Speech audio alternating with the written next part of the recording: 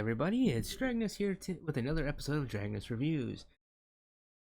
You the Viper Game Board V770. If you don't already know, Viper is the gaming brand from Patriot Memory. Well, I'm gonna unbox this bad boy. The Viper V770 features RGB LED backlighted keys, aircraft grade aluminum chassis, mechanical red Kali switches. These switches are rated at over 50 million cycles. USB and audio pass-through ports, 5 dedicated macro keys, macromedia keys. All keys are programmable. Full spectrum RGB, so that means you can change every individual key for whatever color combination and pattern you'd like. There are lighting controls that are dedicated on top of the keyboard.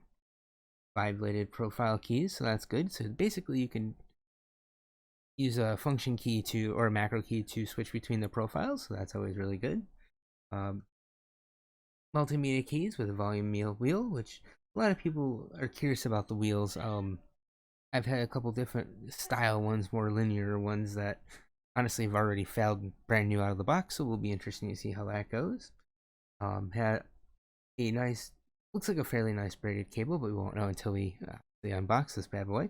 And it features a removable magnetic LED palm rest. Now what's interesting is that they said LED, so that means it's using the connectivity or conductivity to pass the power into the palm rest to give it lights, which is, a pretty darn cool thing if you ask me. So let's get into it and let's go ahead and unbox this right away.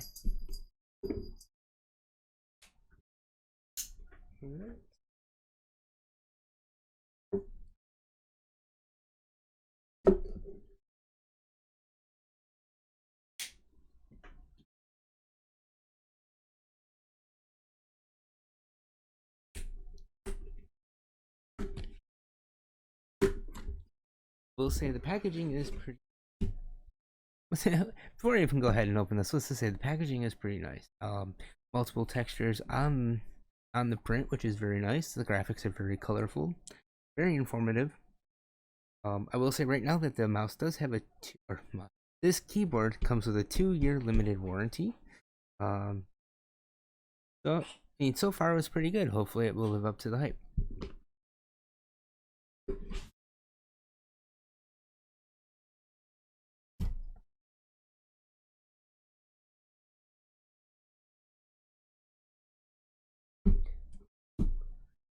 Well, so far the presentation is still fairly nice. Comes out, I mean, it's typical cardboard. It's colored, but its presentation still pretty good. Let's see here. We have more tape. Get out the trusty plate here. We'll go ahead.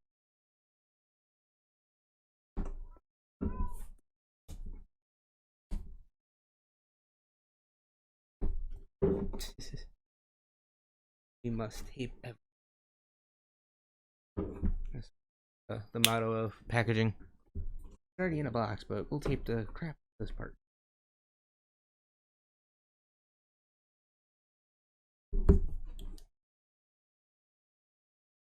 Bite me more, why don't you?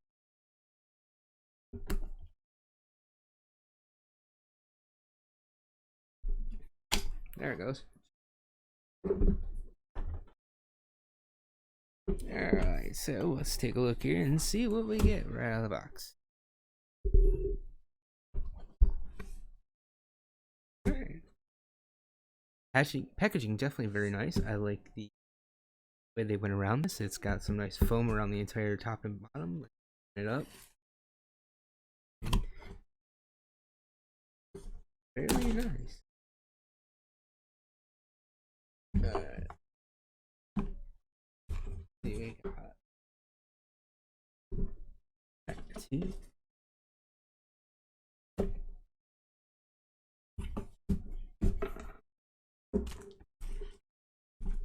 Alrighty. So we're taking a look at the little quick manual, whatever you want to call it, the thank you letter, if you will. just kind of like the mouse that I recently did for them, the Blackout Edition 70. Comes with stickers. Of course, you know, if you add these to your computer, it definitely gives you a little more, 5 frames per second. Kidding, that's not true. Unless you want to believe it's true, but not.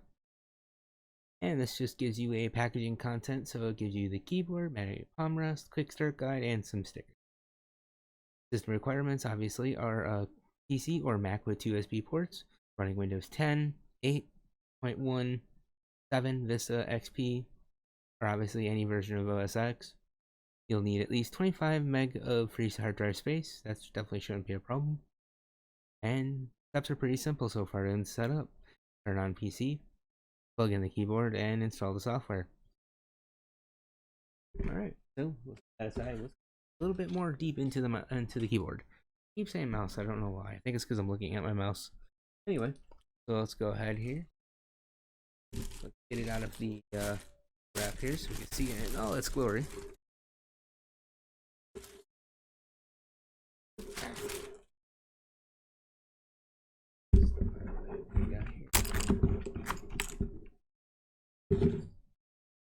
Alright, well, I've tested the durability of a key so far. So there is interesting. I don't know what that's for. I guess we'll have to read. But anyway.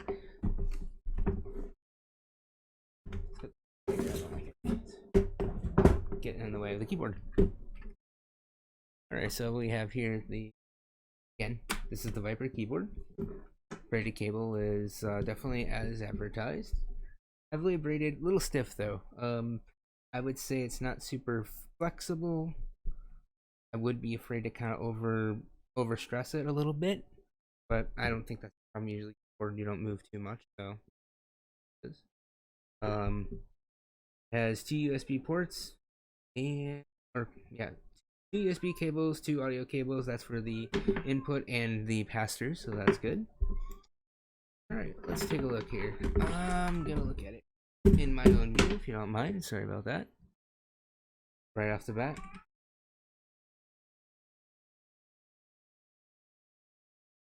Keys are very linear. There's no tactile feel in them other than when you bottom out.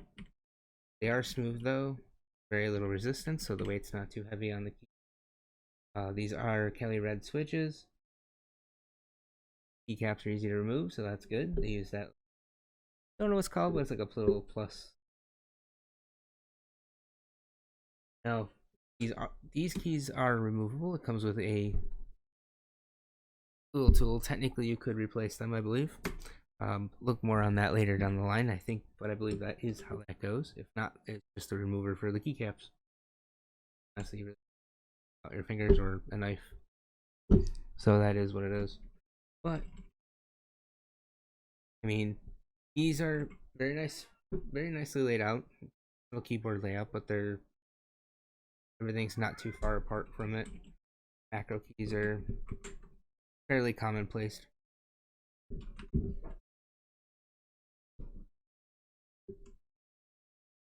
I mean, so far I don't see anything wrong with it. I do like that oh, that's interesting. Okay, so the the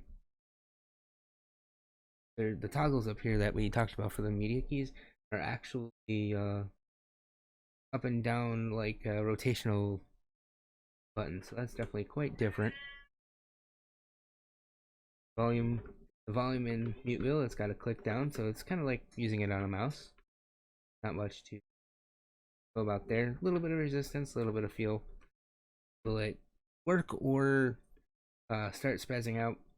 On most devices that have a wheel for volume, I noticed that it kind of start phasing itself a little bit and faulting, and it won't really adjust based on their other keyboard I have. For instance, the Black Widow Elite from Razer, that their little volume wheel does just that. Right now it barely works. I can turn it, and I've never really used it, so that is one thing to consider.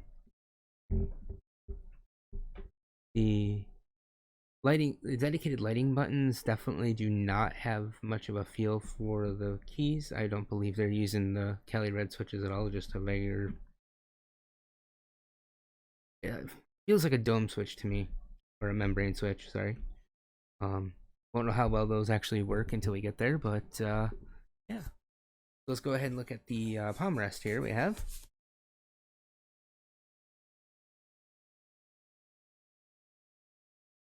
well, right off the bat, uh, pretty hefty for palm rest. I've had quite a few keyboards that have detachable palm rest, and they're pretty light. This one feels like it's got quite a bit of weight to it. It does have these pins here. I don't know if you can see them, but that's where it connects to the keyboard. So that's obviously where it's going to get its power for the LED. So that'll be quite interesting to try.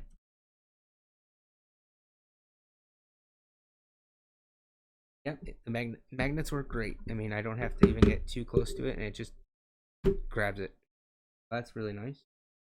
Um, it's got a feels like an anti fingerprint texture. Not soft. It's definitely rigid. So not sure how over time that will feel on the palms and the wrist area. But I mean, it's definitely better than obviously if you're going straight down. There's if you're someone I tend to be someone that likes to put my arms really down and low, and so it definitely would raise it up just enough to make it not so not as drastic at least. Okay, so let's go ahead and just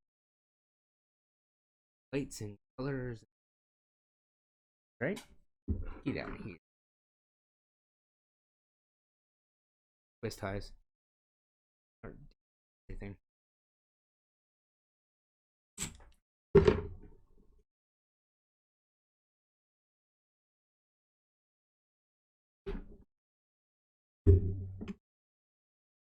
Let's go plug this in here.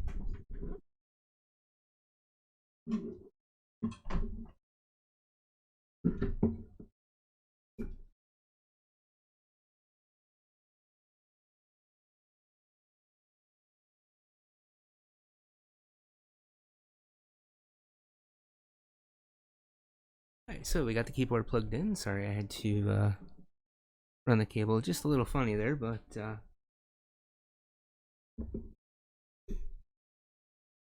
oh, she starts off with some spectrum coloring, which is nice. I can see it in the palm rest, which is really cool. I have to say I do like that.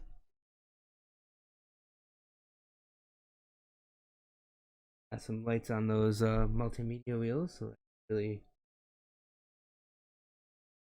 aesthetically pleasing, I would say. Let's go ahead and try some things here. That is the volume, or not volume, brightness down, brightness up. This cycles through color, so that's actually pretty nifty. I think these are actually the profiles, so that's just that restarts it over. So these are the different effects. Right now I pressed this one here, which looks like it's a rippling. Oh, this one's a reactive one. So as I press the keys, they light up. Sorry for that. If you're gonna see a break in the footage, it's because, well, OBS decided to just say, I hate you, and stop working. Well, alright, so to kind of recap where I think I last was, I looked at the video. It seemed like I was talking about the media key, or the lighting keys. They are dedicated lighting keys. I don't think, well, I don't know. You might be able to reprogram, but I doubt it. I think they're dedicated. There is obviously brightness, color rotation, reactive. We have waves, reactive, snake, and pulsing. Pulsing one, as you can see, kind of cycles through colors. Look at it again. Becomes more of a reactive, press the key kind instead of a fluttering one. And then if you keep going, it cycles through the different colors, and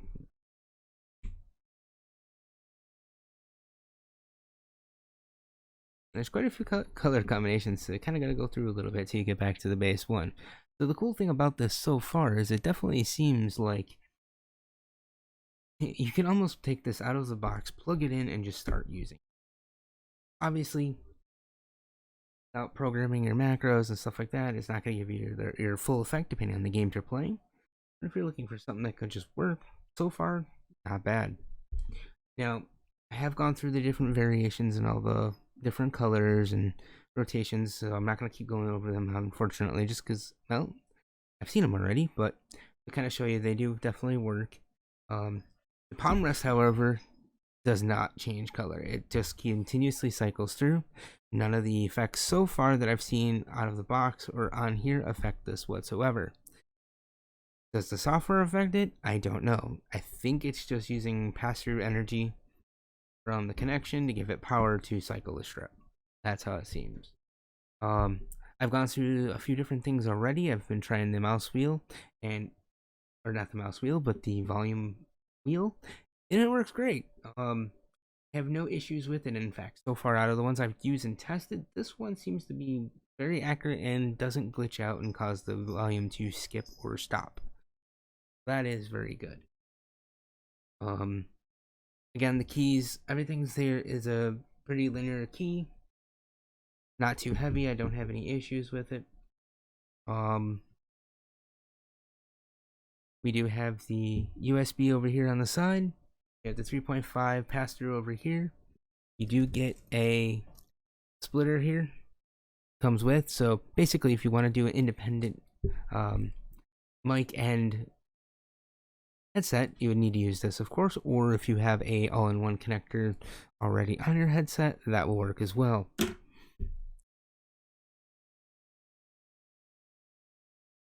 So let's go ahead and let's see how this thing looks in the dark, shall we?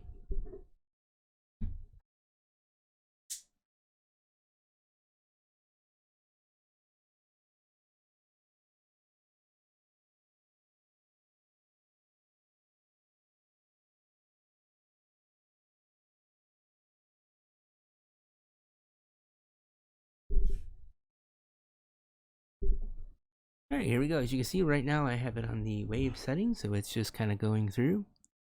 Obviously the camera's not going to do it as justice as I can see. Yeah, I definitely see color so much better, but as you can notice, it is extremely bright. I mean, I'm not saying that's the brightest setting ever in the world, but the very lowest setting is still pretty bright.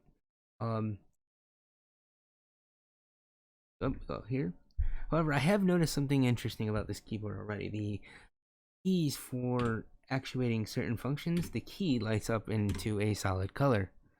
So the caps lock key will become a solid white when pressed. The unlock key is solid white. Scroll lock is white and solid. That's actually very interesting. Most times there's a dedicated LED or button somewhere or something that tells you that it's in that mode, and that's a different way to use that. I don't know how well that will come in play if you're trying to add a modifier. It may or may not let you in the software, but that's something to consider.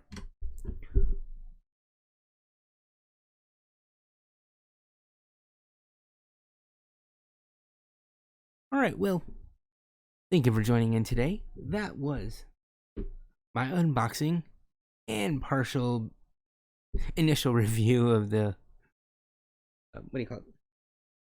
The V770. Sorry, I'm tongue-tied.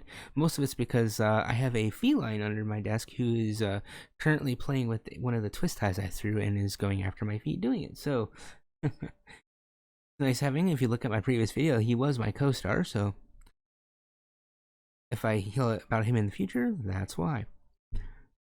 Thank you for watching. Please like and subscribe. If you'd like to see more content, go ahead and hit that bell. I do have about 2 or 3 more things coming up in the next couple weeks, and hopefully more to follow. Thank you.